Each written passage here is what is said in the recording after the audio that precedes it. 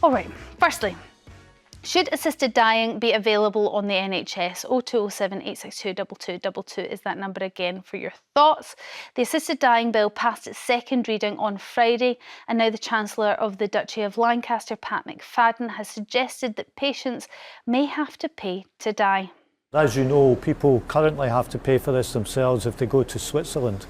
So all those questions of costs, safeguards, all the issues that have been raised have to be considered during the committee stage, the clause-by-clause examination of the bill. And that's the right way to do it, because it's a huge change. And you could see that on the faces of the MPs who are voting for it. Now, of course, at this stage of the process, we actually have no idea how much assisted dying could cost the NHS. But if you have to pay to die, would it limit it just to the wealthy who can afford it? Or should it be available on the NHS and therefore available to everybody? Ben, where do you stand on this? I think you cannot put a price on giving somebody the right to end their life if that is what they want. Still unclear whether that will be legalised. Looks very likely after the first vote was passed, of course, on Friday. The NHS already spends an awful lot of money. £4 billion is the most recent estimate on palliative care, on end-of-life care, giving people dignity, giving people comfort and ideally pain-free experience at the end of their life. There's no reason I see why that shouldn't also include, if this law goes through, the ability to end their life as and when they see fit, if they are already coming to the end of it.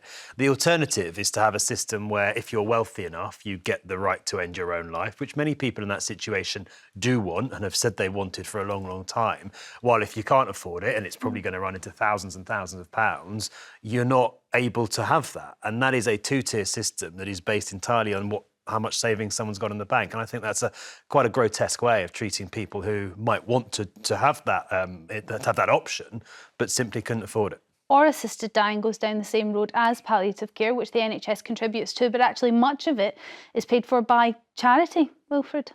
Listen, I have a big issue about this assisted dying bill, and I'll tell you why I've got an issue with it. About 10 years ago, I had acute myeloid leukemia. And that is pretty brutal. And I can remember being in so much pain, that if I had the option to actually, die, I would have taken that. And that is no exaggeration. And in my case, it was so severe, they had to put me into one of these sort of induced comas for about 3 or 4 days. Oh, my goodness. And it was really, really bad.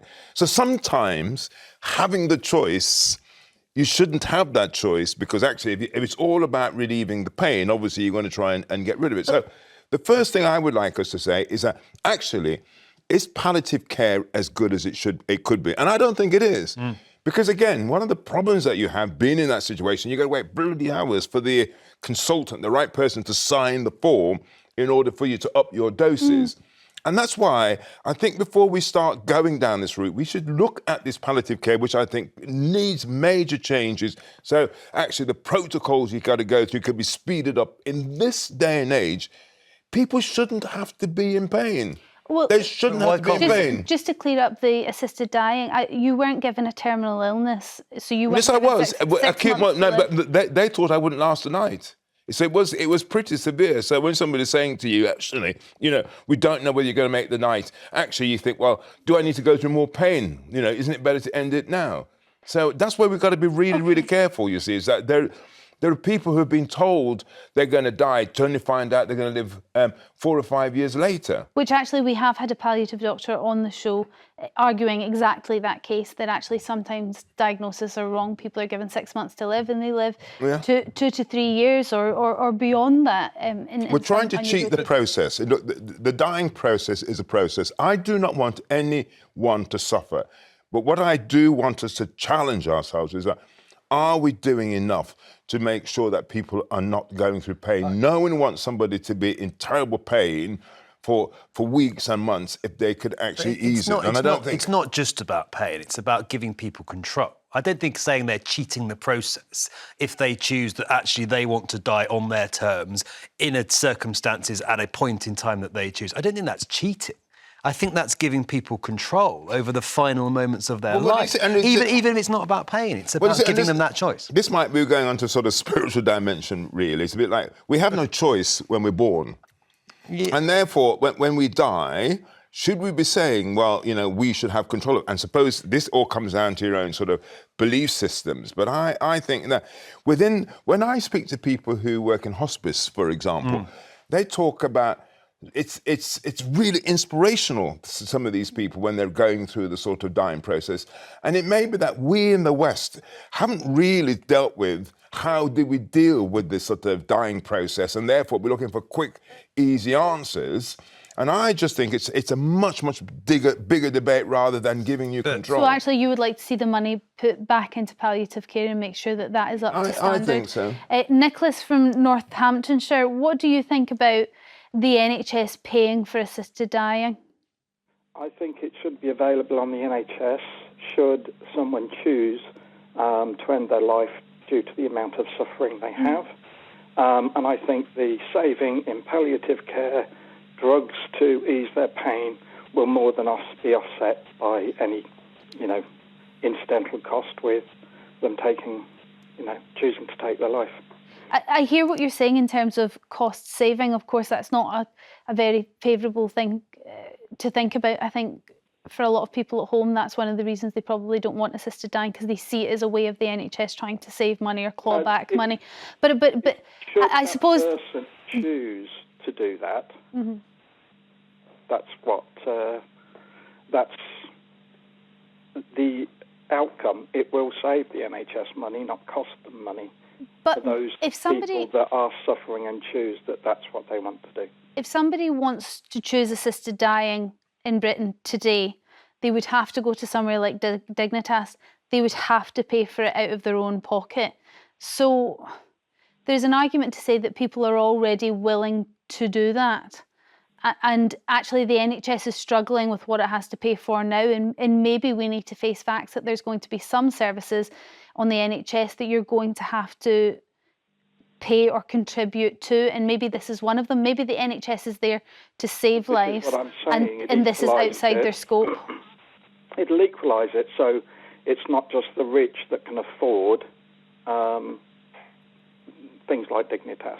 It's available on the NHS, and it won't cost the NHS money. It will save them money, because the palliative care and drugs that they won't need to buy or pay for will more than offset any cost associated.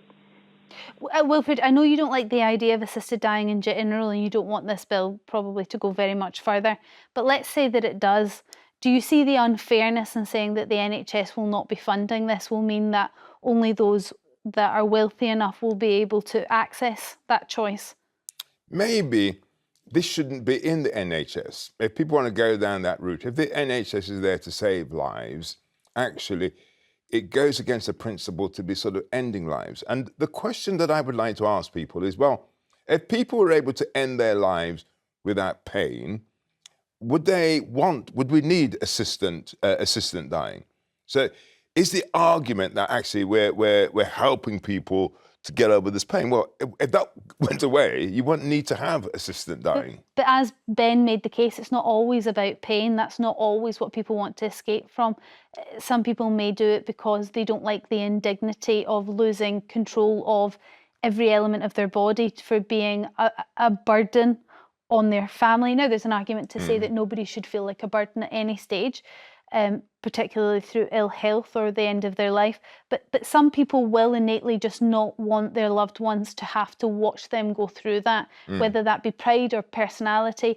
And should they have the choice to go at a time that they feel comfortable with? I mean, it's a bit like people who decide to commit suicide, isn't it? Or what's the expression? Take their own life. Take their own life. That actually, life is a continuous process of change. And I'm a great believer that even at the end, you can actually be making an impact towards life. And that's why I'm always fascinated to hear the stories about hospices being one of the most uplifting, inspiring places. Is that, getting old, sort of dying, having all these things doesn't mean you can't make a contribution, doesn't mean that life isn't still worth living. But surely That's what I'm trying up to to say. an individual to decide. It's not for us to say your life is worth living in our view, therefore you can't die when you want. That's up to them. But I would agree it's up to an individual. But what I'm trying to say, perhaps one of the things we haven't got in our society is a better understanding about this dying process, about actually how really uplifting it can be. Perhaps with the dying process is seen as a negative, not as a positive. Just as a final life process. Yeah. Sarah from Staffordshire, how do you feel about this? I feel like we're just skipping a whole step here and talking about who's going to be paying for assisted dying, when I feel that the real focus should be on how we can support people to be able to make better choices for themselves. I think that people may be, in some circumstances, frightened about what that journey looks like. Mm-hmm. My father was in hospital and was discharged back to our home. We had him here for the last 6 months of his life. And if it wasn't for our local hospice and the palliative care that they gave him, then I don't know what that would have looked like. I just feel that if people were able to be discharged quicker and that the funding that needs to go in to be able to expand on the palliative care side of things was better, then people might feel a little bit more reassured. I've got you, Sarah. So actually, you're kind of in line with Wilfred. You think that we need to focus less on the ability to access assisted dying in this country and more on the ability to access good, high-quality palliative care. But what if, Sarah, and you're right, we are jumping leaps ahead. The bill hasn't passed. We haven't had discussions about it. We don't know what it's going to look like in its final form, if indeed it does pass at all. But it's just a consideration. If we were in a situation where, let's say, a couple of years down the line, palliative care in this country is a standard that we can all be very proud of, and a peaceful death in a more natural way, if that's a fair way to say it, is accessible to everybody, as well as assisted dying prior to that point is an option for everybody. Should it be available on the NHS or not?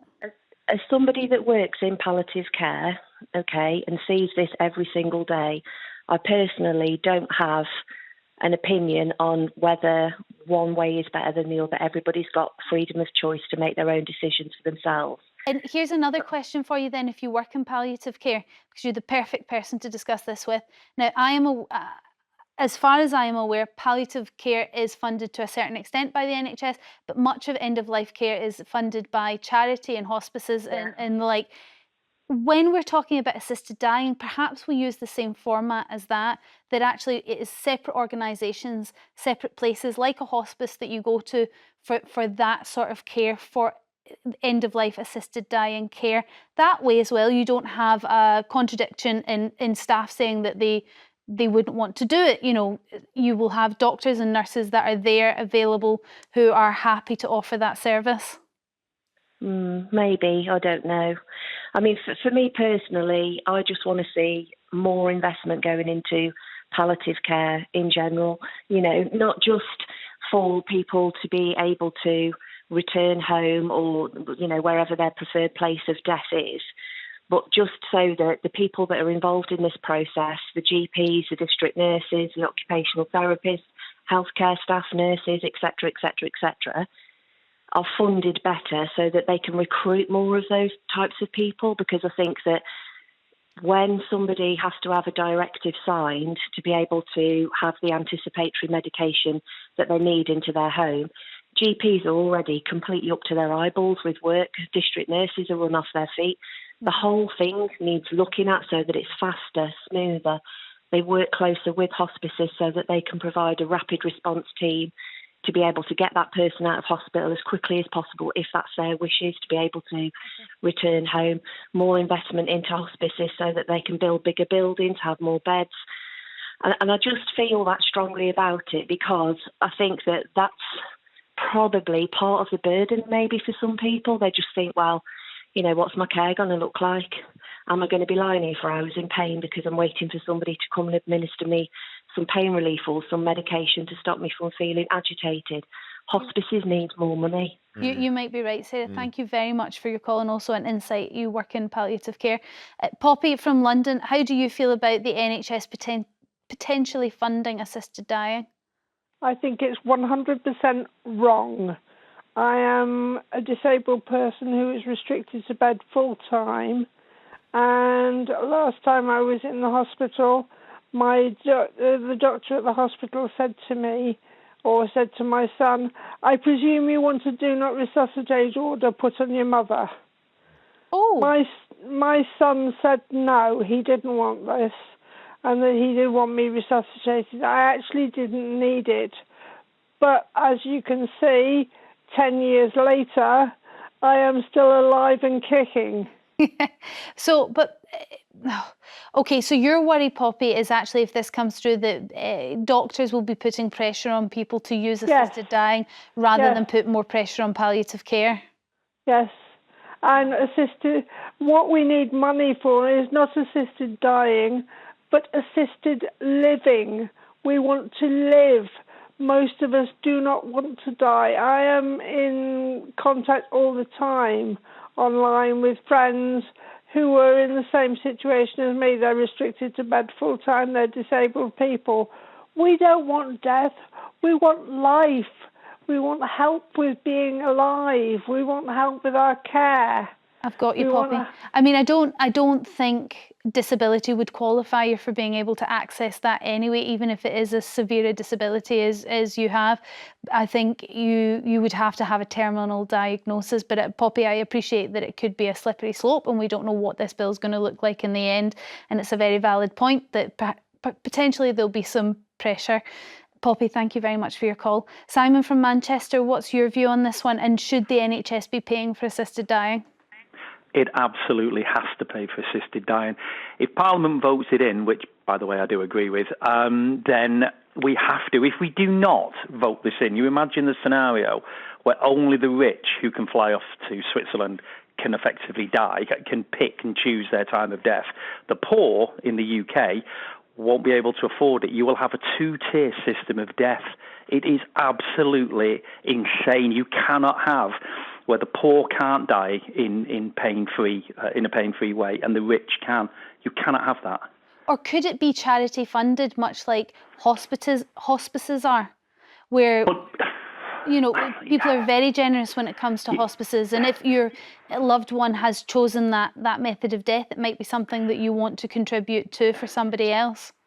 But the hospices and charities are on their knees in terms of funding. We can't have a patchwork quilt of assisted dying. If it's voted in by Parliament, which it has, and obviously it will go through the various committee stages and be brought into in whatever form it is, that's fine. That's been voted on by the UK Parliament. But we have to fund it. You will end up with poor people not being able to take this option. Simon, we don't even fund fully palliative care and end-of-life care. That's done by charity. That's the point that I'm making. So if we're not already fully funding our end-of-life care at the moment, where is the money coming from that's going to fund assisted dying? Where the money's coming from, that is a fantastic question, because where's the money coming from anything? But I agree. Listen, I am not saying I do agree that palliative care needs more funding. There should be a good way to die and there should be a great way to live. There has to be pain-free palliative care up to a point, then you choose. But if you then get to that choice and you can't make that choice because you've got no money to pay for it, but other people can, we just can't have that. Simon, thank you very much for your call. Thanks for all your calls on that.